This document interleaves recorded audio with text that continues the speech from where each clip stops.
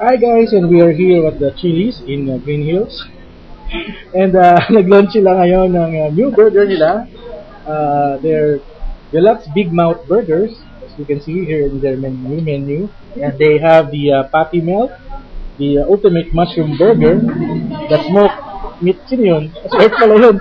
Smoked meatloaf burger, banana cream pie, and the gourmet burger.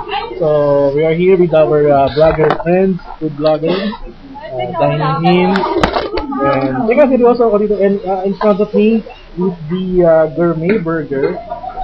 Malaki siya. Maraming fries siya. The usual serving ng chili, which is malalaki yung serving niya. And it has peppercorn, crusted burger with fried pickles, Gouda cheese. Ay, Gouda cheese. Parang melted cheese and Dijon aioli. Serving ng fries. Hindi ako familiar sa mga to. Pero anyway, we're gonna taste it later and we're going to feature it in our Food Filipinas vlog para for the taste and the review. And marami pa silang burger dito. Like I'm very curious on the ultimate mushroom burger. Ito siya. Ultimate mushroom burger for 365 pesos. And the patty melt. Kasi mahilig ako sa mga melted cheese and burgers. And also the banana cream pie. So pinagkagulong tayo.